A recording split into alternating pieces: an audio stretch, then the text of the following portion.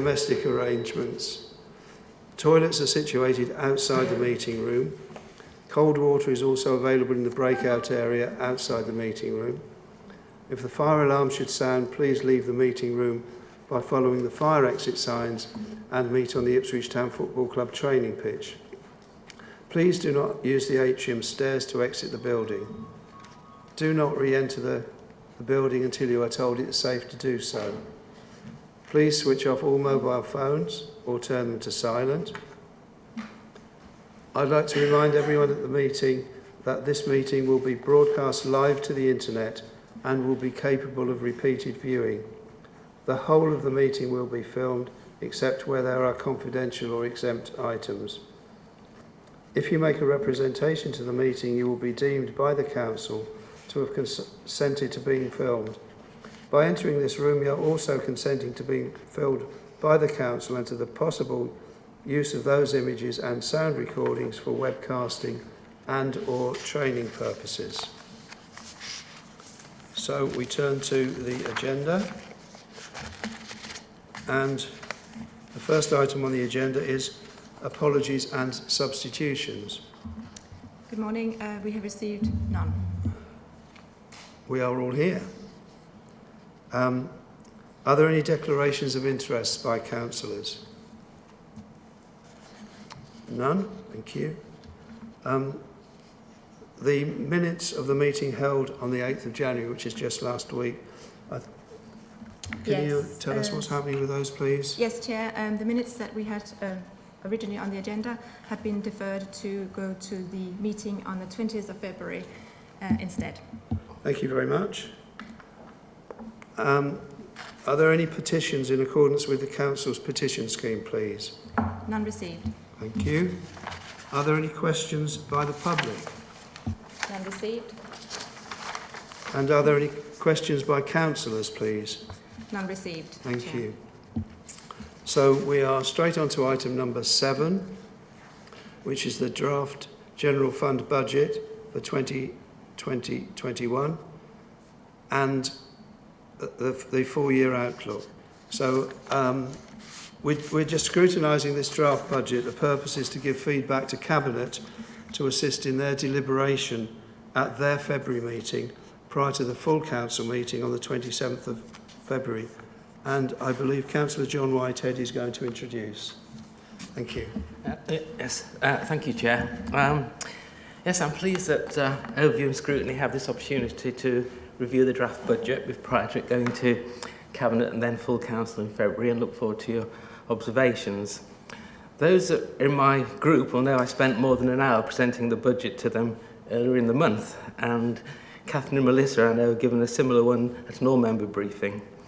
You'll be pleased to know I'm not going to take up an hour of your time in the introduction to now, but I would certainly like to highlight some key points. We've had a deliberate policy of minimising the use of New Homes bonus in balancing our budget over the last few years. And indeed, none of our actual annual outturns since New Homes bonus started have taken a penny from New Homes bonus as part of our normal council running costs. And the 2021 budget likewise uses no New Homes bonus to balance the books. I think if you look at paragraph 8.10 and the graphs in there, I think that clearly shows why it's important, because New Homes bonus will fall away to zero by 2023-24. We also all know that central government support grants have fallen away over the last few years. So that's why we've been determined that our council can stand on its own 2 feet, generating our own income to support our own expenditure. And how are we doing that? Well, various pool investments are giving us income streams. We're building up SIFCO to £50 million per council by investing in secure real estate assets with quality rental income streams coming in. We grow our tax base each year, but from the new housing provides at least 1% or more each year to our council tax base. Then, of course, we've been having modest below inflation increases each year. This year, we're proposing a 1.6% increase, which is £2.76 a year for a Band D property. So a typical person or household in a Band D property paying by direct debit over 10 instalments would just see our share of the council tax going up by 28 pence per month. The budget for 2020-21 shows a healthy surplus, and that's even after setting aside two quite large sums, £1 million sum and a £500,000 sum. The £1 million we're putting to a commercial development risk management reserve. This is for our in-district developments on our brownfield and greenfield sites. That's the middle school sites, the Needham Market headquarters site, and the large Gateway 14 commercial site. See, none of these things are risk-free. Development never is. You just ask the boss of the Carillion about that. So I think it's best to have some extra contingency put aside whilst these are underway. £500,000 we're putting aside for climate change initiatives. I was pleased to sit down before Christmas with the opposition groups, and they've produced several thought-provoking and interesting proposals. And these will be passing to Climate Change Task and Finish Group for scoping, and then to officers for refining, developing and implementing. Of course, talk is always easy, but real action needs real money. So here's £500,000 as a starter, and more can come from the Jeff Growth and Efficiency Fund going forward, should it be needed. And talking of the Growth and Efficiency Fund, that's one of the many earmarked reserves we're spending, but reserves in total should still be 13 million by the end of 2021. They're all set out in paragraph 7.6. And in that figure, actually, I'm ignoring SIL because that's special and ring-fenced.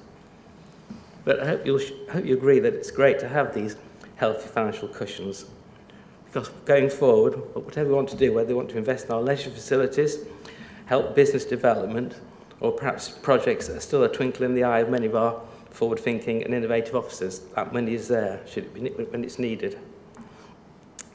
The report in front of you also covers capital. All the details in Appendix B.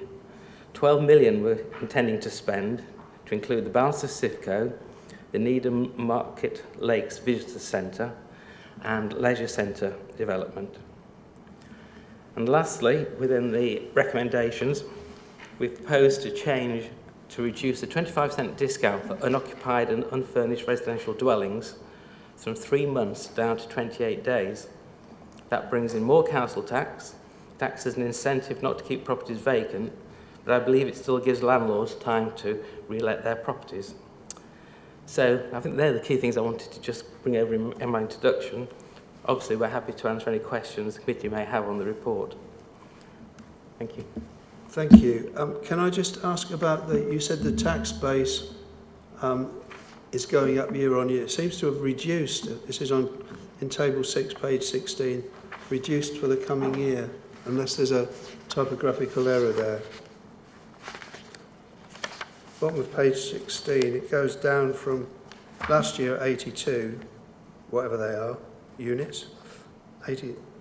No, the figures in brackets are actually all positive because it's income. Right. So, sorry, it starts like there at 6,035,000, growing to 6.2 to 6.4 to 6.6 to 6.8, rounding to the nearest one. Sorry, place. I'm looking at the last but one line, the line before the total, where it says growth in tax base, 82, 76. Is that a growth of 76, or is that the growth each year? Yes, that's the So it's year-on-year going movement. up. It's going up by 76. It's going up by 82. It's going up by 84. That's right. I mean, if you take 6 million, 1% of that is 60,000. Yeah. So anything over 60,000, but less than 120, is somewhere between 1 and 2%. So basically, it's somewhere in. Well, I'm being whisper in my ear. It's 1.3 this time, but it's generally in that sort of just over 1% range. Thank you. Any questions? Oh, sorry. Right. Yes. Catherine would like to add a bit. Just to add to that about the tax base, yes, the extra income we're getting for 2021 is lower than 1920, because the tax base isn't all about just new homes coming on, it's the level of discounts and exemptions that are there as well. So there's lots of adjustments that happen to the numbers. So yes, Mid-Suffolk has had another year of quite good homes growth. It's not the only factor that affects the tax base. So although homes might be going up, you could still have a slightly lower increase in your tax base extra income because of all the discounts and the exemptions. So people pay less in essence as a result of that. And I guess the discounts, the further into the future we go, the more difficult it is to predict the discounts. Thank you. Anyone else? Right, who would like to kick off with some questions, please? Councillor Caston. Hi. So you said it's below inflation. The tax rise is actually below inflation. Where would you see it in sort of real terms for a homeowner in Mid-Suffolk?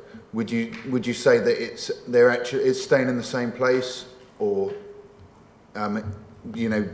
if that's below inflation? Right. Obviously, inflation varies month on month.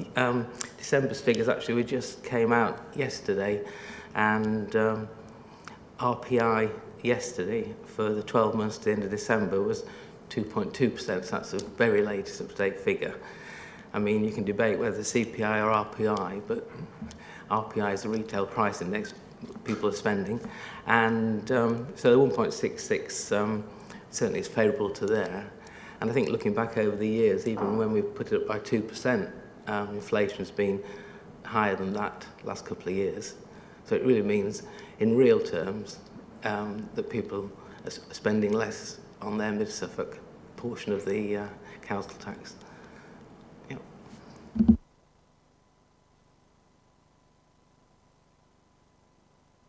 Councillor Mellon. Thank you, Chair.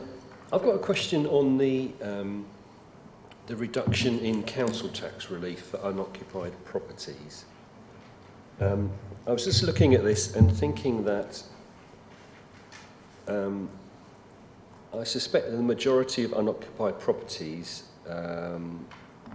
unoccupied unfurnished properties, are where someone has died. And I'm not sure that the length of time that a property is unoccupied can really be compressed much when you've got things like probate and that sort of thing to deal with.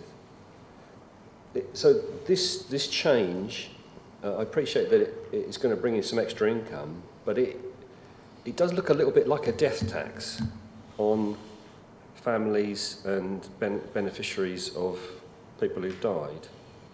That's a concern I had. Right.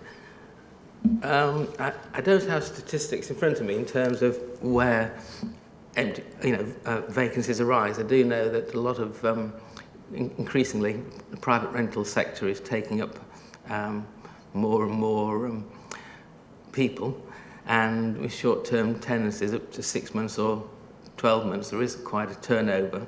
So certainly if you look on things like Rightmove for Ipswich, there's a tremendous amount of properties always coming up for rent. Obviously the probate side, we've been looking into this because it's there are some reliefs which perhaps Catherine may get, yes, I'm pleased to say she's nodding her head, which Catherine can tell us a little bit more about. Yes, I've just actually got some information from Andrew Wilcock in the Shared Revenues Partnership. A property is exempt when a person has died, and then it depends when you get grant of probate or letters of administration, and the exemption does continue for 6 months after you get the grant or the probate. So our discount then applies at the end of that exemption period. So there is a reasonable length of time to give people to sort affairs out. Thank you. That answers that perfectly. Thank you. Anything else, Councillor Mellon? Councillor Scarf. Thank you, Chair. Just a question on table 7, which is on page 17. Under assets and investments, we've got the photovoltaic panels, the cost of servicing and repairs. at 65,000 as an extra cost pressure. Is this an escalation of the cost of maintaining these, or is there something else to that, please?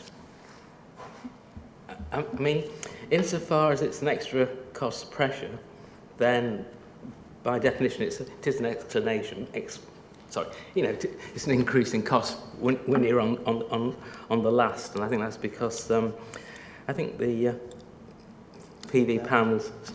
I think Gavin might have something. Oh, well, okay. I'm going to hand over to Gavin if he wants to give more detail. Thank you, Chair. Good morning, everyone.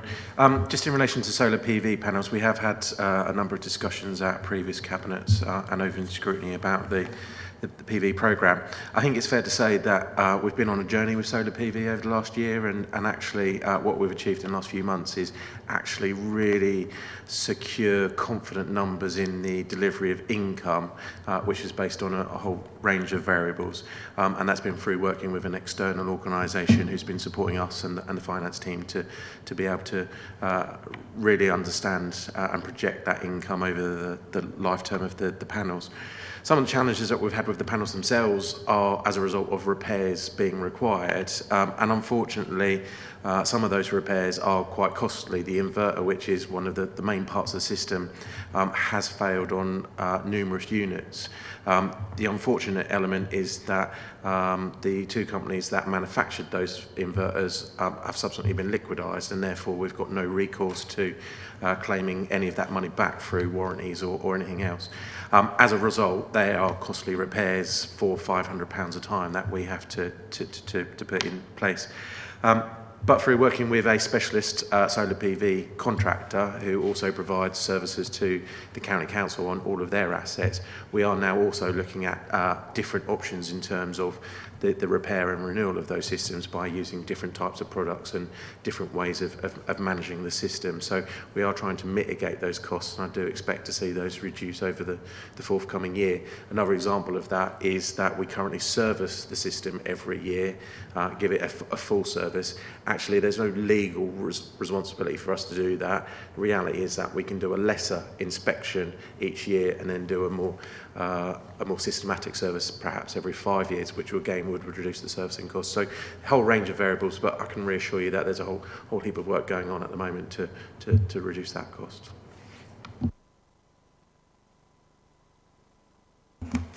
Just another question. On table 8, forecast savings and income, you've got the grass cutting of SCC verges. Obviously, I understand that Mid-Suffolk do it more often than Suffolk County Council actually require, and this came out in the briefing the other week. So there's a figure there as well. But can I make a plea that, in particular, with verges that are close to junctions, that we perhaps look at that, because whilst it might be more acceptable to cut less on long stretches of road, near particular junctions it can be an accident potential. So it might be that we need to be a little bit, careful about where we actually do that. No, I quite agree with you from my own experience at junction 52 on the A14, the roundabout there, that there are times where I've been cursing how high the grass is. Thank you. Anyone else? Any questions? Councillor Field, did you have any questions you'd like to ask? Sorry, a bit astounded if that's the end of the questioning. A couple of things really, just sort of as a more strategic level. The new homes bonus you're telling us is disappearing, and obviously in the past, as we all know, we lost basic grant from the government, and it was one's laptop always goes off at the wrong time. One lost the basic grant. It was replaced with something that was incentivised, which was new homes bonus. Now telling us that new homes bonus is going to come to an end, which, since a number of councils haven't used it for anything in particular, just stashed it in the bank, is not that surprising. But I wonder, do you have any guidance for the replacement? Because I find it slightly difficult to imagine that the government is going to willingly get lots of district councils in trouble by cutting their budget quite substantially, and this would be a quite a dramatic cut in the gross sum of money we're receiving. So while I understand you're being told that this is going to end, is there no guidance of where it's going to go? Because my concern would be that we're doing all this to meet the needs of residents of various types. We're not, just not spending money because spending money is evil. We're actually spending money to good purpose, particularly like in Gavin's area, I guess. So what is the real feel on that new homes bonus? Is it going to disappear? You sort of imply it's going to be replaced with something else. Do you have no guidance at all as to what that something else might be, what sort of value? Well, I'll answer first, but I'll also then defer to Catherine because I think she's got her ear to the ground through the grapevine.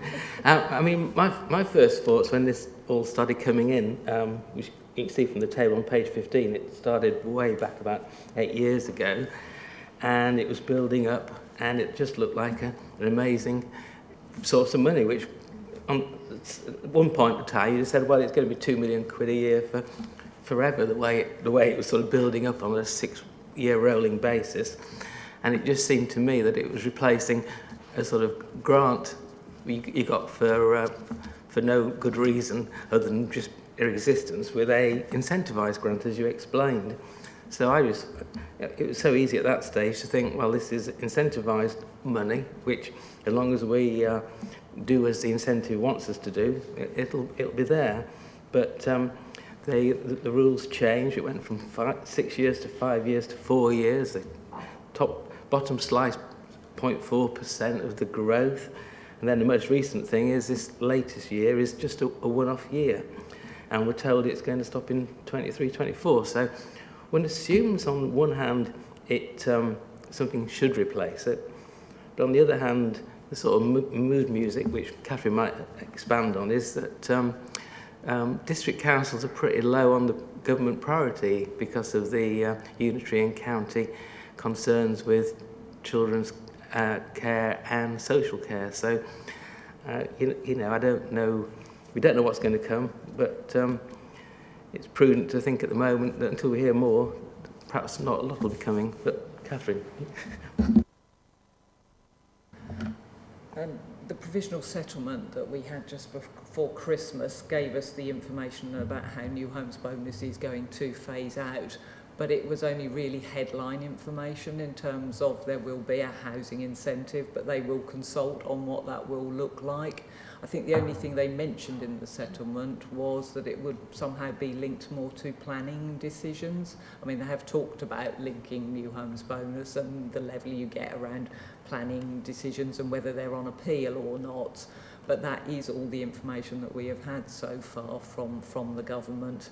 I mean, in terms of, you say some councils use it, some don't. There are probably more at the district borough council level that are using it to support their budgets.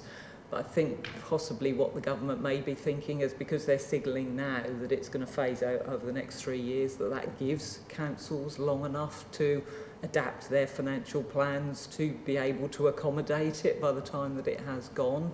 So I think there will be something. What it's going to be based on, how it will be shared out, I have no more details at the moment.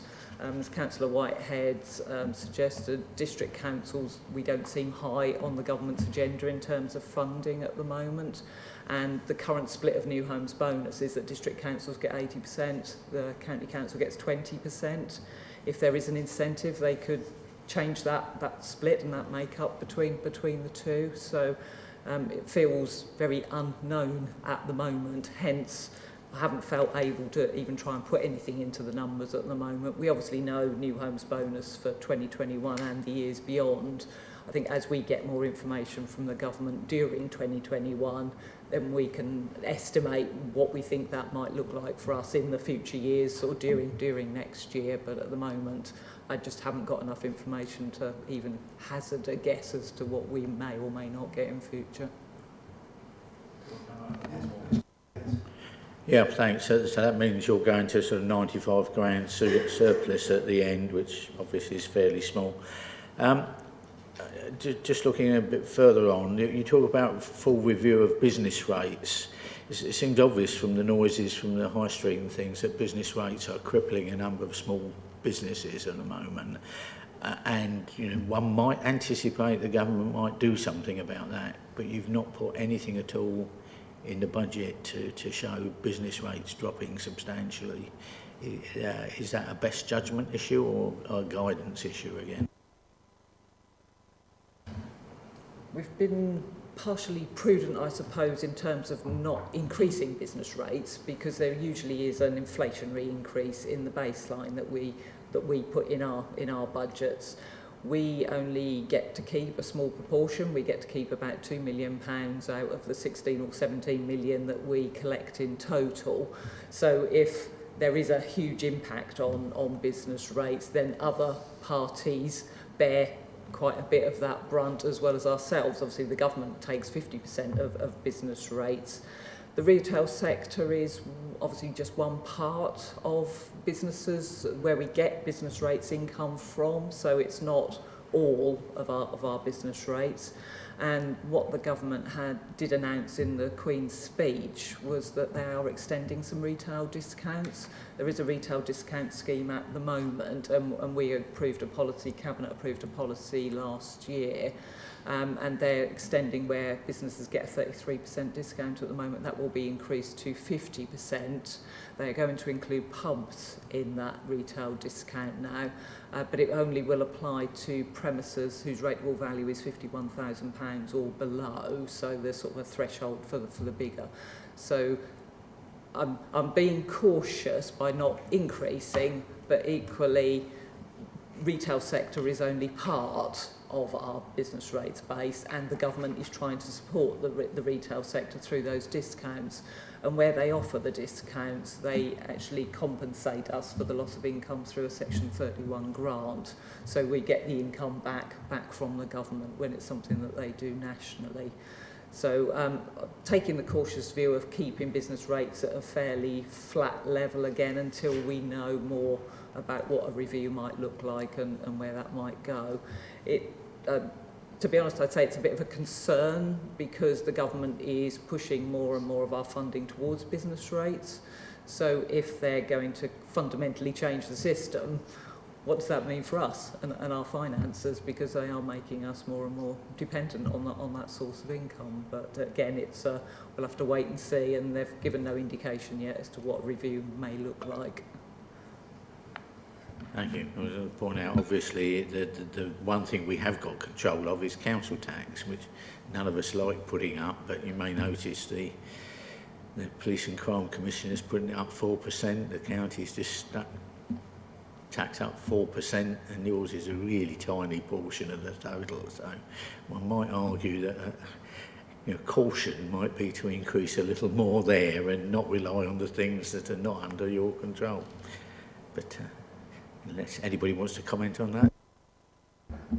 Well, you're aware that we've got the 2% ceiling, or £5, but just looking at it from a 2% point of view, compared to the 1.66, that's, I think, council tax 1% brings in about 60,000, give or take. So going from 1.66 to 2, which is 1/3%, would only raise another 20,000 in the whole scheme of what we're talking about now, and millions of pounds of new homes bonus and business grants and everything. The council tax variability that we have within our control, obviously we could reduce it any amount, but our ceiling for increasing is 2% or £5, so it's not really a lot in our control. Thank you. Are there any other questions? Councillor Caston.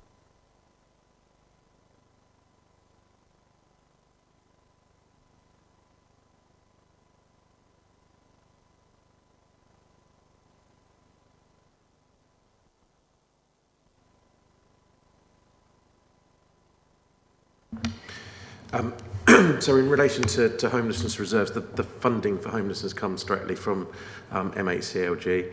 They obviously have invested heavily nationwide in tackling homelessness with the aim to reduce and eradicate rough sleeping. And obviously that's on the back of the Homelessness Reduction Act in the last 18 months, 2 years. So They have historically provided two forms of funding. The new burdens funding, which was to support councils doing homelessness duties differently, was due to end, but the government announced just before Christmas a revised funding stream. So that funding is now going to come in. Officers are already planning on how that money will be spent. And obviously there's a number of new initiatives coming forward over the next few months to support, not only prevent and support homelessness and rough sleeping, but encourage people into the housing market through private rent and so on. So a lot of that reserve is already earmarked in terms of cost of staffing and new products and services that we can offer. Thank you. Councillor Mellon. Thank you, Chair. There's a question on capital investment in Suffolk. Obviously, it says in the report that the interest rate that the Public Works Loan Board charges has gone up. If we're drawing down further funds for Suffolk in the future, are we paying that at the new rate? How does that come out?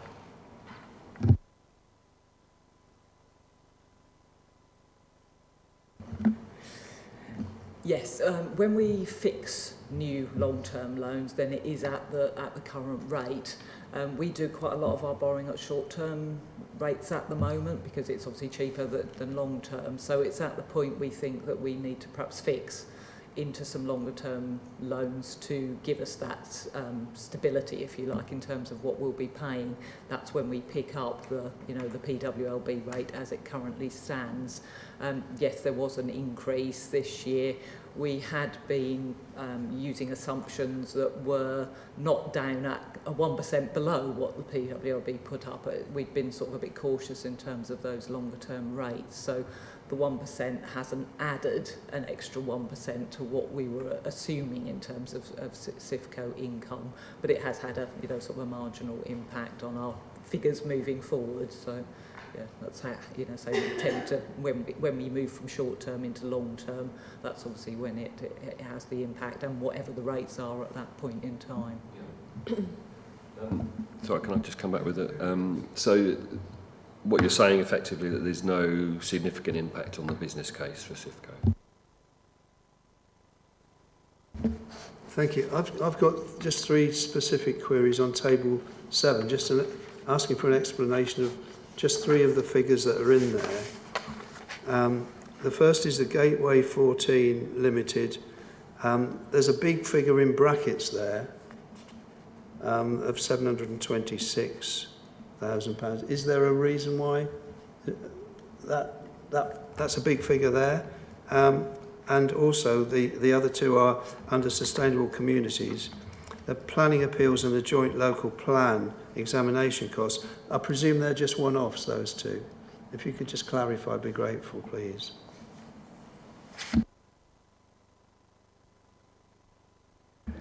Well, you'll see that in terms of some of these cost pressures, including the planning appeals, it's saying it's 100% funded from reserves. In other words, we were anticipating those appeals, and we put money aside in the past, and now, as it's being spent, it is a cost pressure, but it's coming out of reserves.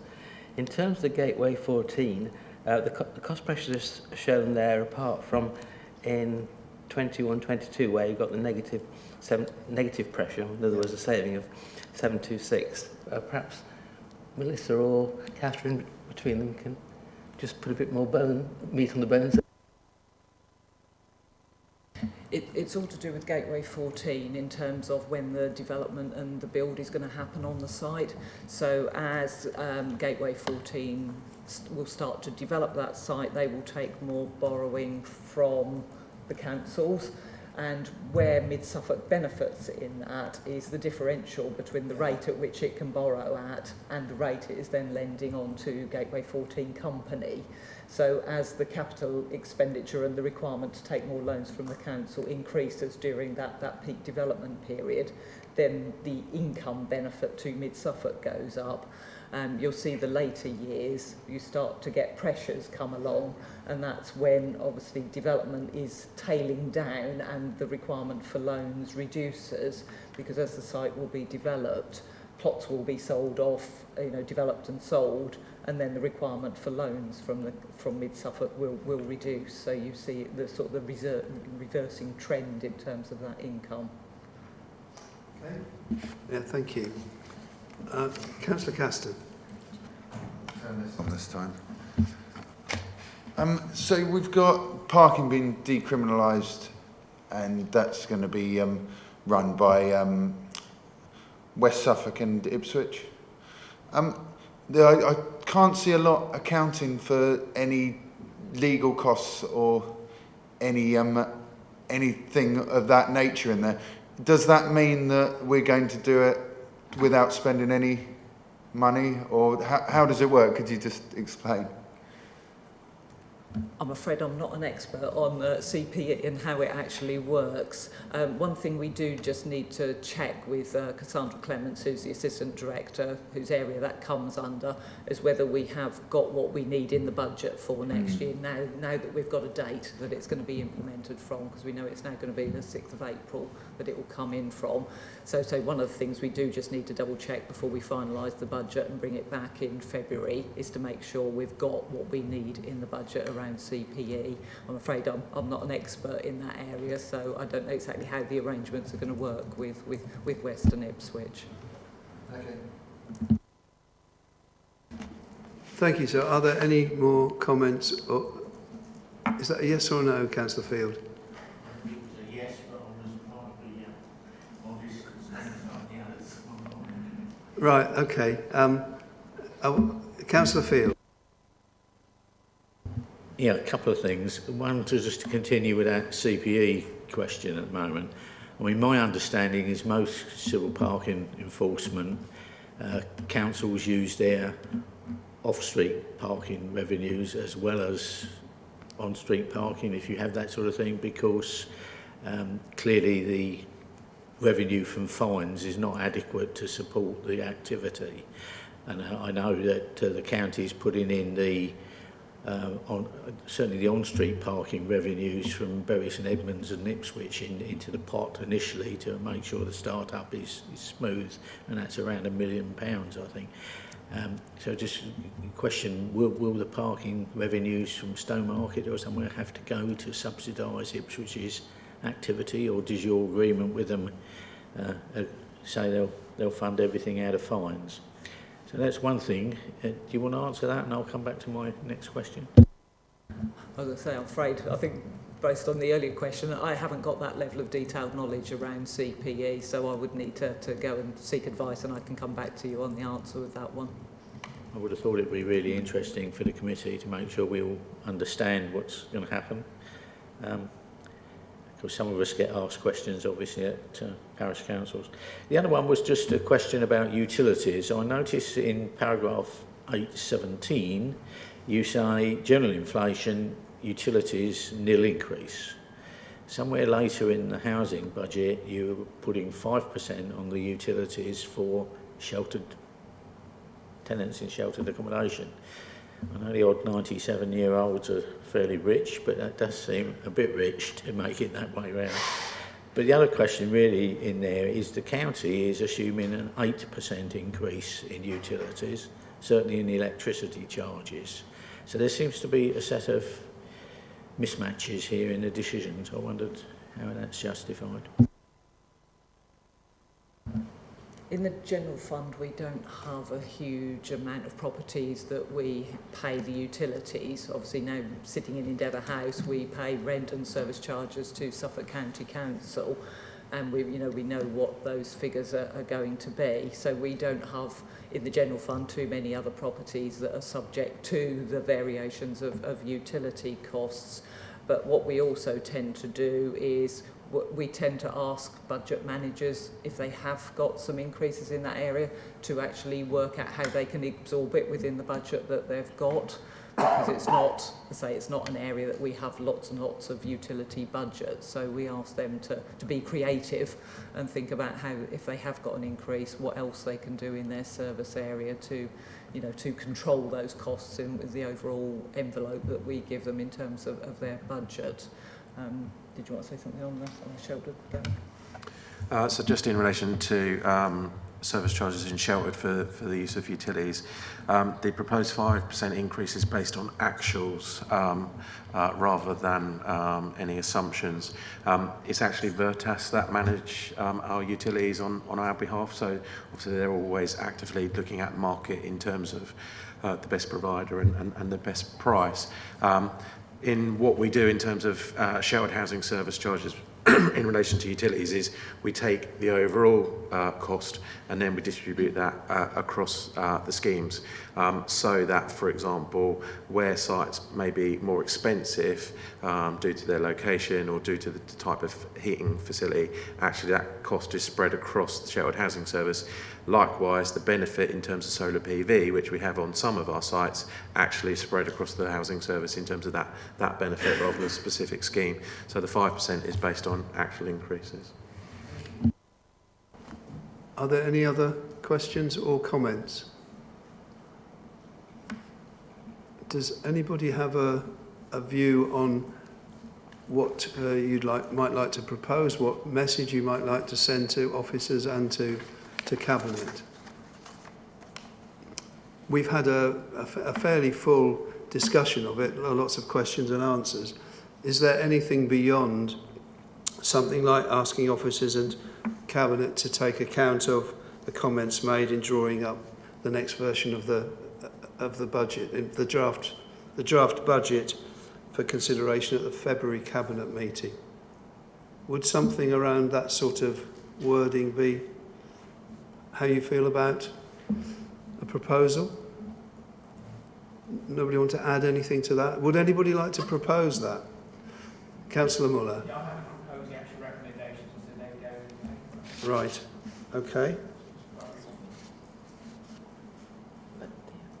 The recommendations. These are the recommendations that are going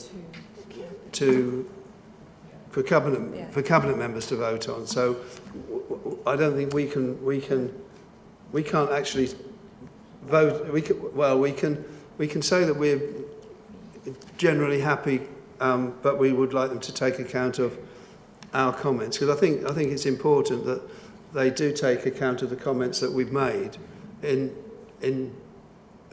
drawing up the next version of the budget.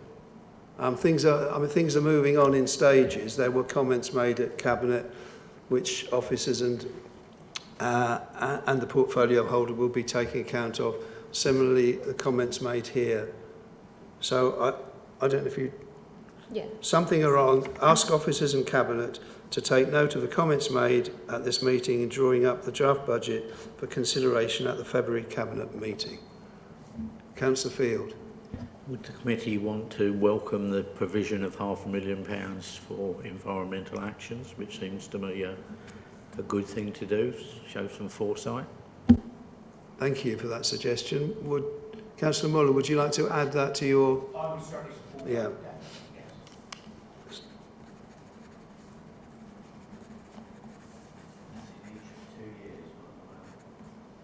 So it's £1 million spread over 2 years, isn't it? Seems a very useful contribution to the council doing something effective at its time.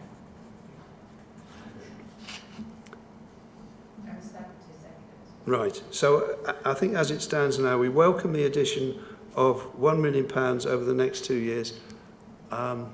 We need some words there for to tackle climate change, for measures to tackle climate change. So, can I just say, in terms of this budget we're looking at now, we've committed £500,000. Right. And we are saying, we're sort of giving assurances that if that £500,000 isn't adequate, then on the basis of the sort of levels of reserves we've got, then I'm not saying the sky's the limit, but you know, sensibly, we can go beyond that £500,000, you know, as cases are made. But I would, and you know, beyond 2021, we're not going to draw the line at £500,000 and say no further. But at the moment, we're not committing to a whole million, Right. as your wording seemed to imply. So we will welcome the additional £500,000 to tackle climate change during the year 2021 and ask officers and Cabinet to take note of the comments made in drawing up the draft budget for consideration at the February Cabinet meeting. So we've got a proposer, we've got a seconder. Are we all in favour? Thank you very much. Thank you very much, everyone who's attended and contributed. We next move on to the next item, which is the draft housing revenue account, the HRA budget, and the 4-year outlook. And again, our purpose is to give some feedback, to make comments on this budget, on this paper, this report, for consideration by officers and Cabinet. So, Councillor Whitehead, are you going to introduce this? Yes, again, I'll try and be as brief as I can. I think all members of Scrutiny, certainly those that have been around for some while, will know that the housing revenue account has faced a number of challenges over the last few years, and quite a few of those I know have been looked at in detail in Scrutiny. And on the face of it, looking at the budget next year, there's a budget deficit of 612,000, more expenditure than income coming in. So that might suggest that the challenges are indeed continuing. But I think we must not ignore the many positive developments and improvements that have commenced during this current financial year. And paragraph 7.1 explains that a fundamental review of the housing services has been undertaken this year. It's identified savings, efficiencies and income generating opportunities to achieve an ongoing sustainable business plan, and lots of detail behind that are in sections 7 and 8 of the report. So I certainly want to draw that to your attention to start with. It may be that one of the headlines that come out of this report is the 2.7% increase in council house rents. I mean, Councillor Caston just was speaking about inflation earlier, but I think we need to put that into context. You know, the last 4 years, the government imposed a 1% annual rent reduction year on year. And bearing in mind that the housing revenue account, its main source of income is council rent incomings, that has had an impact, quite a substantial impact. But to put it all in perspective, a council house tenant who was paying £80 a week before all this started back in April 16, with the 4 lots of 1%, and then this 2.7 coming through, that £80 rent would change over those 5 years to £78.92. So basically paying less after 5 years, despite this 2.7% increase. So I'd like you to just take that into the whole consideration. Beyond the council house rent increases, we're keeping garage rents at the same level. The paper in front of you suggests that sheltered housing service charges will increase by £2 a week, although we are doing a more in-depth review of that at the moment. But the principle being that the sheltered housing should not be cross-subsidised by non-sheltered tenants. We already talked about the utility increases of 5%. All these are set out in the report. We must not lose track of the fact that this HRA budget includes a marked increase in new build and acquisition programme. The capital costs of that are in Appendix A. Over the next 4 years, £44 million is anticipated to be spent, and the bulk of that actually is in the first couple of years. And that large sum of money is coming from a combination of capital receipts, grants, borrowings, and revenue contribution. And again, Appendix A has those details. Working with external providers, Scrutiny, we anticipate that would equate to 185 affordable homes and 85 shared ownership homes, with major sites such as the Needham Market Stowmarket Middle Schools, as well as our former HQ site car park. And we feel that's great news for young people and indeed for anybody in Mid-Suffolk that's struggling to find housing at the moment. This borrowing obviously comes at a cost, and the borrowing levels are shown in paragraph 6.3. But once debt peaks at 2022, it does fall away quite steadily. In fact, it halves over a 15-year period.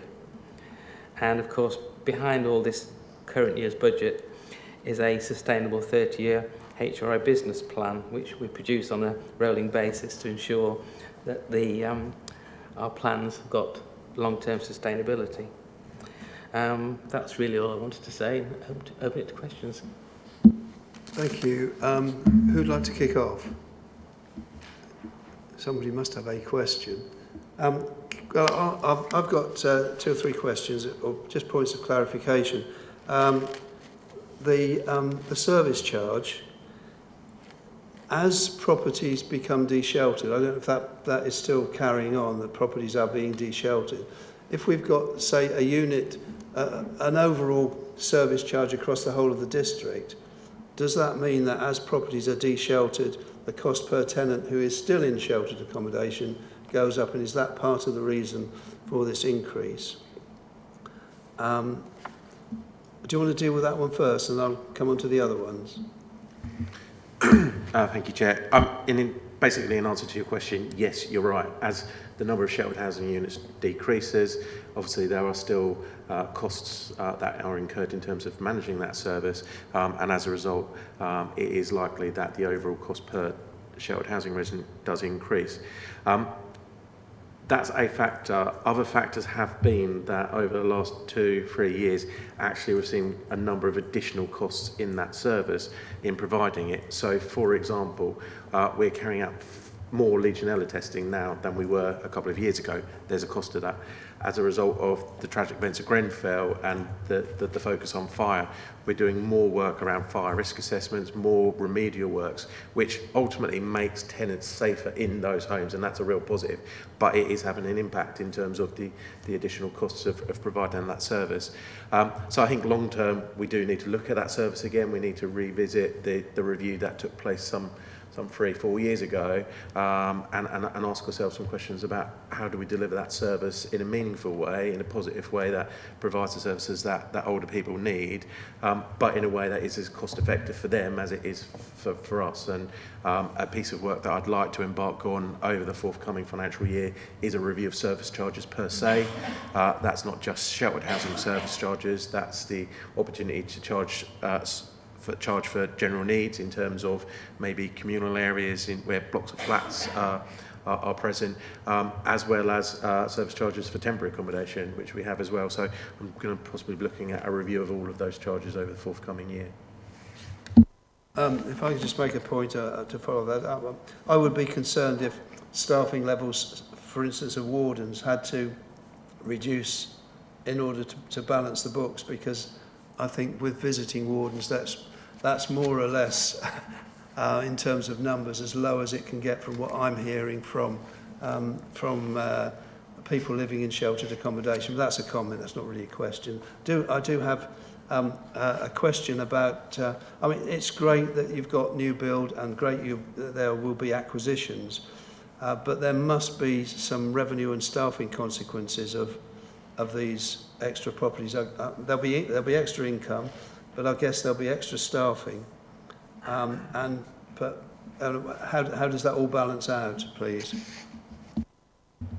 Okay, so in response to that, I can confirm that of the 100 plus properties that we've already acquired or built over the past 4 years, and the programme of activity over the next 4 years, actually we are absorbing all of that cost within our base staffing budget. And actually over the past couple of months we've been on a review of our housing service, and we have made, or we are in the process of restructuring those teams. I think interviews are going on today, in fact, in relation to some of those changes. So we are moving in terms of what we need and what we require, and as a result, that's the reason for the restructure. In addition, we're also focusing on things like, for example, the staff survey results that we got in the summer of last year, which gave us a really clear picture of what tenants and residents were telling us about the services that they receive or don't receive. And as a result, some of those restructuring proposals mean that we will now have, going forward, a neighbourhoods team focused on communal areas and focused on estate improvements. There's signs of that work already starting to really support residents to have an environment that they feel safe and happy in. And I'm pleased that we can develop those type of services as part of this review. Just follow that with one last question. So that's an improvement in service, but you don't anticipate any extra cost, any extra resources? So as part of the management review, we've actually reduced in the level of management capacity within the housing service. As a result of this current review, we're actually moving the resource around, tailoring that to what we need, finding new innovative ways of delivering the service without that requirement in terms of man hours, which gives us the opportunity to deliver these new neighbourhoods team as an example. That's at no cost. That's balancing it out broadly on a zero. Thank you. Councillor Caston. Getting to turn my microphone on. We expected the garage uptake to increase. It didn't. What did we think was going to happen, and why didn't it? Thank you, Councillor Caston. They're really good questions, and ones that I've asked myself over recent weeks. Actually, what we have is a report coming forward to administration later in January, which reviews and provides a review of that garage service. What we've found over the past year is actually we've had staff leave, and we haven't yet recruited because we've been going through this review, so we've had some staff vacancies. But what we have been able to do is we have cleared the waiting list. So anyone waiting for a garage where we have supply has a garage. Anyone on the waiting list now is in areas where actually we've got more demand than we've got supply. Roles reverse, we've got a number of sites where we've actually got supply but we've got no demand. And as a result, we are currently working with our assets team in terms of identifying those sites, and we hope to bring forward some of those schemes over the next year in terms of possibly redevelopment or using those sites in a different way. And I think as part of that work going forward, some of the questions that we're going to be talking to portfolio holders and Cabinet about are, can we find innovative ways to provide the charging in terms of reduce the cost where the supply or the demand isn't there, as well as ask ourselves the question that we assume all of this income, we're not getting it as a result of no demand. So actually, rather than continue to continue in that vein, actually do we need to consider perhaps demolishing some sites and just turning that over to additional car parking, which we may lose an income, but will certainly eradicate or resolve some of the parking issues, and just weighing up some of those factors in terms of that work. So there's a report actually going to admin briefing next week to summarise some of that work. Councillor Mellon. Thank you, Chair. I've got a quick question on capital investment and new build. Paragraph 11.3 talks about the two middle school sites which we know about and the former council offices in Needham Market, and it mentions a site at Elmswell. Can you tell me a bit more about that and how many houses are predicted for there? Thanks, Councillor Mellon. I can't give you a lot of detail. What I can tell you is that we have a pipeline of new build and development. Some of the sites that Councillor Whitehead had mentioned are ones where we've already got planning and expect to be on site shortly. We do have a piece of land at Elmswell that is has the potential for future development. We don't expect to bring that forward in the next 2 years. We expect that to be a longer term aspiration. In terms of numbers, I can't give you numbers. Obviously, we're not that far forward in terms of planning.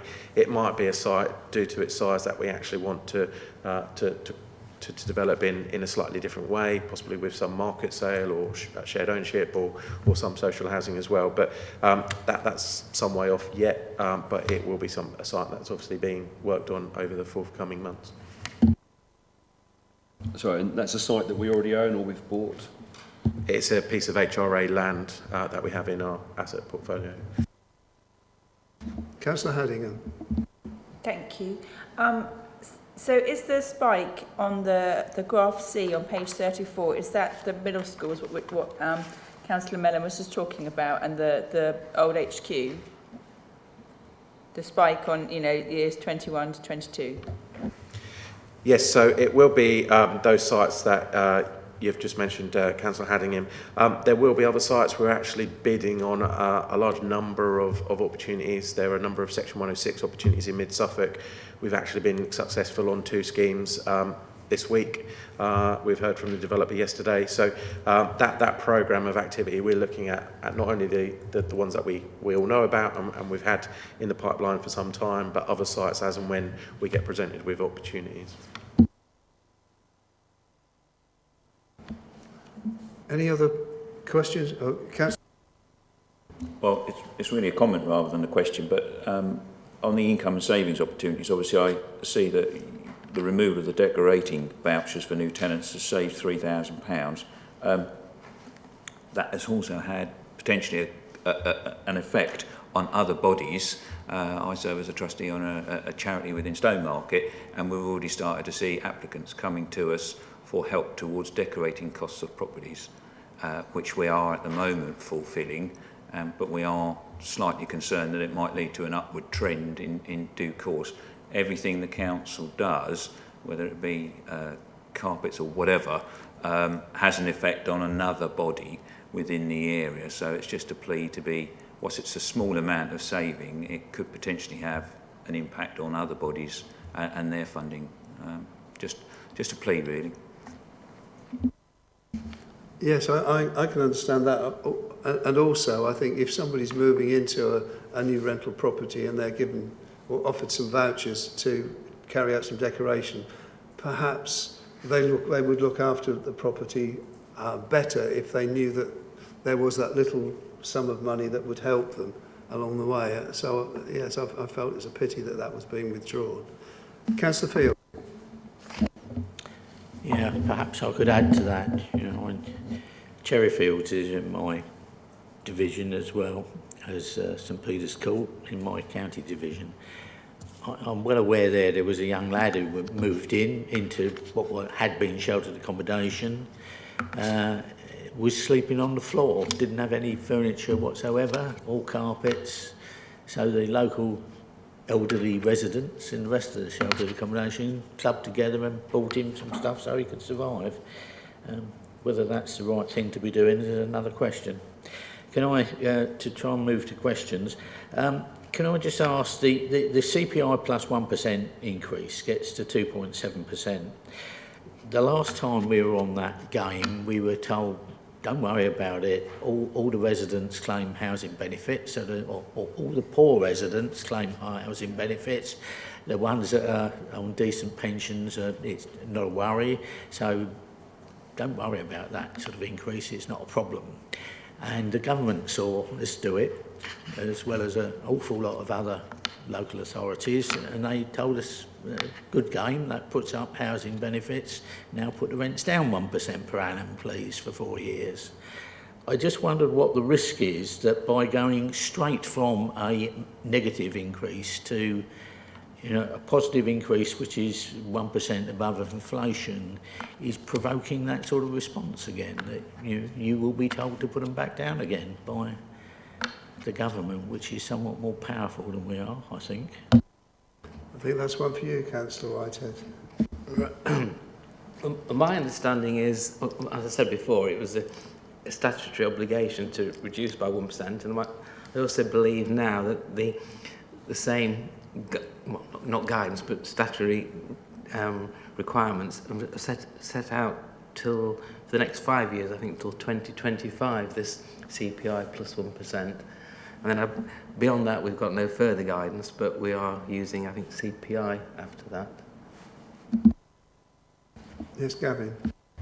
Thank you, Chair. Just to come back, and I will answer that question in a minute, but just come back to Councillor Field's statement in relation to the gentleman at Cherryfields.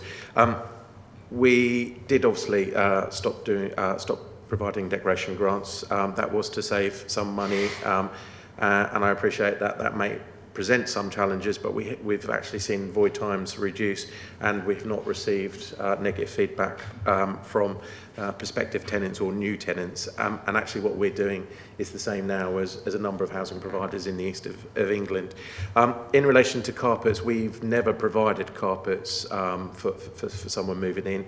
If we find through the void process that there are carpets there and they are in good condition, we'll try wherever possible to retain those. And in terms of furniture, unless the person's moving into temporary accommodation where we have some duty to provide certain fixtures and fittings, we wouldn't provide furniture as a rule of thumb. However, we do have a tenancy support team, and they are very active in gaining grants and support for new tenants as well as existing tenants. And I would encourage members, if they find themselves with a tenant in that situation, to contact that team, and I'll ensure that that team are aware of this conversation. But actively they are getting referrals, and they've actually brought a lot of income, additional income into the organisation as well, through supporting tenants in relation to their rents. Moving on to the question Councillor Field raised, it is a fact that we're proposing this increase. Obviously, that is on the back of a significant deficit, even with that increase this year. And without that increase, that deficit would be even bigger and would even have a greater effect on our reserves. And yes, it's correct what Councillor Whitehead said about the reductions of 1% over the past 4 years, and the fact that tenants in the forthcoming year will pay less than they did 4 years ago.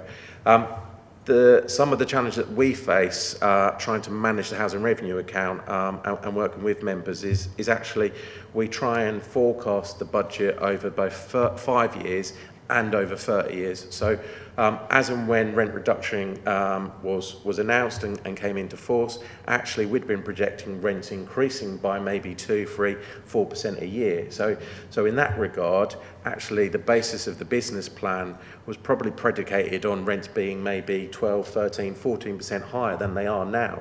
And that's why you can see that we're facing deficits, we're facing challenges in terms of our reserves, and we're having to be creative in terms of managing our costs. But that's on the back of investing more than £40 million over the next 4 years on new housing, and that can only be something to celebrate. Any other comment? Anything officers would like to add? Can we? Is that a twitch or? All right. Sorry to carry on. I think Catherine has got something to add, and then we'll come to you, Councillor Field. I was just going to add something in the last point about the rent levels. I think it was only yesterday that the government are going to increase the local housing allowance for the first time. So benefits should be going up in line with obviously us putting the rents up. I think they have been frozen, I think, for the last 2 or 3 years, I think. But I think I saw yesterday an announcement that they're going to do an inflationary increase on the local housing allowance. So that will be good news for tenants.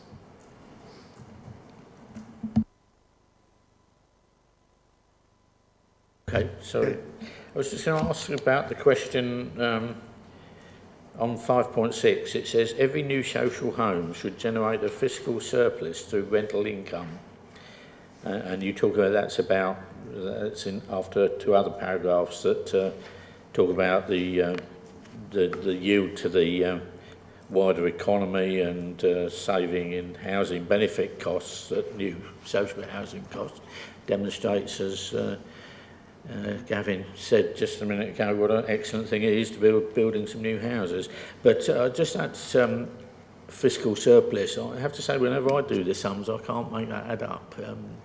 I don't know whether we could be provided perhaps with a brief analysis that shows where I can't drive the mortgage rate calculators properly or whatever it is I'm doing wrong. We can certainly look at putting something together and sharing that with you. In the committee, perhaps. Thank you.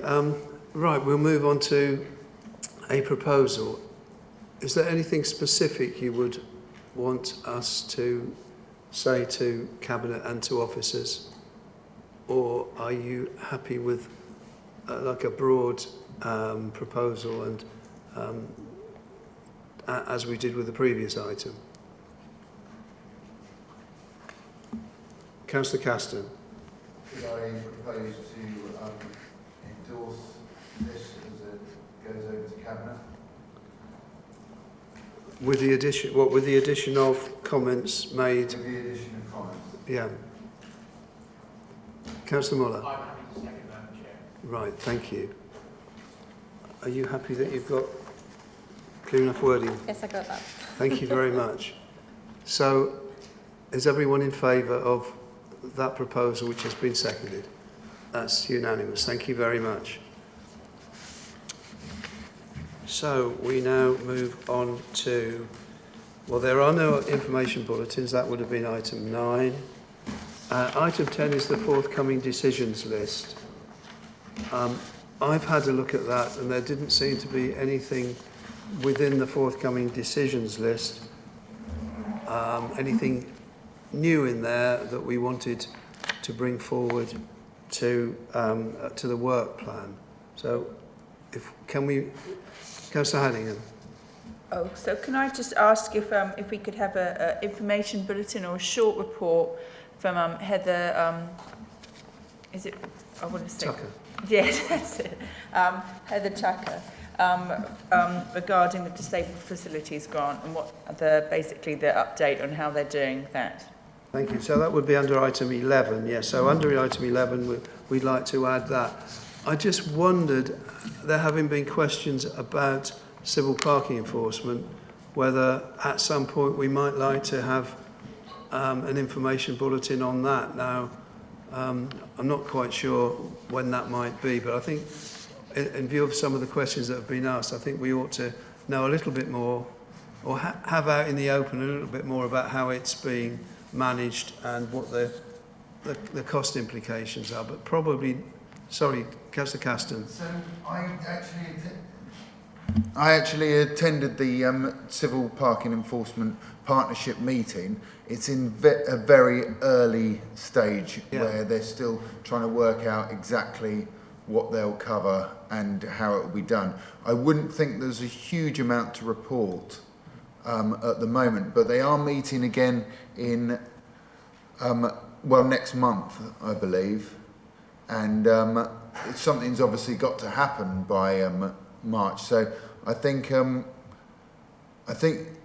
may a report may need to come in March because there's very little to report on at the moment. So we'd like to scrutinise it before the sort of 1st of April implementation date, rather than to review how implementation went. Councillor Muller. Thank you, Chair. I actually agree with what Councillor Casson says. I think it'll be very useful to look at it before they start, so we've got a clear picture of exactly what they're actually going to be covering this parking enforcement, because there does seem to be a bit of confusion at the moment from what I'm hearing from sort of various people and that sort of thing. So we'd like to see that at our March meeting. Would you be happy with an information bulletin, or do you feel we need a full report? Personally, I don't care whether it's an information bulletin or a full report, but I would like sort of detailed exactly what they will be covering under this new partnership. You know, what they can, obviously parking on yellow lines, parking near junctions. But I think the other one that I get a lot of queries on is actually parking on pavements, which is actually illegal under the Highway Code. So that sort of thing would be very useful. Councillor Caston.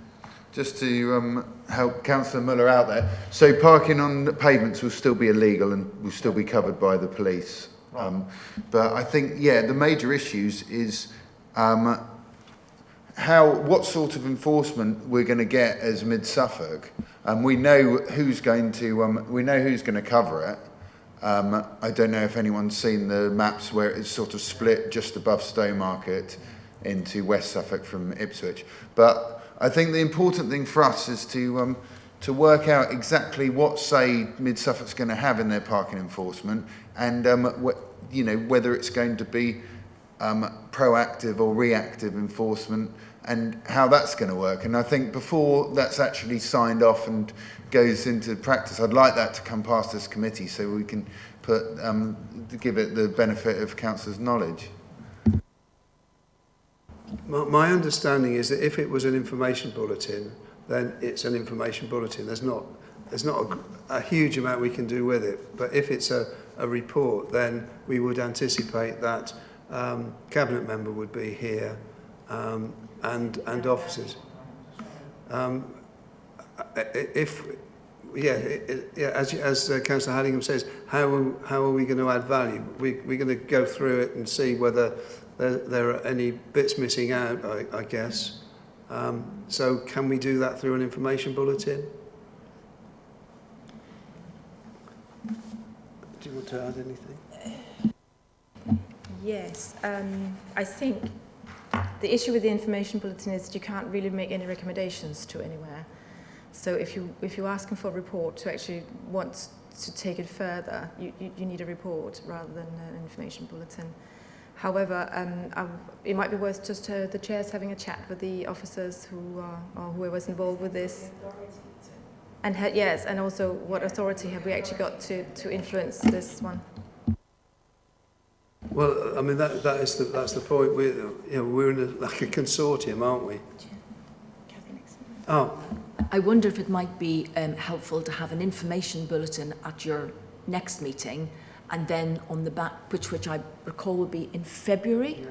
February, is that right, Henriette?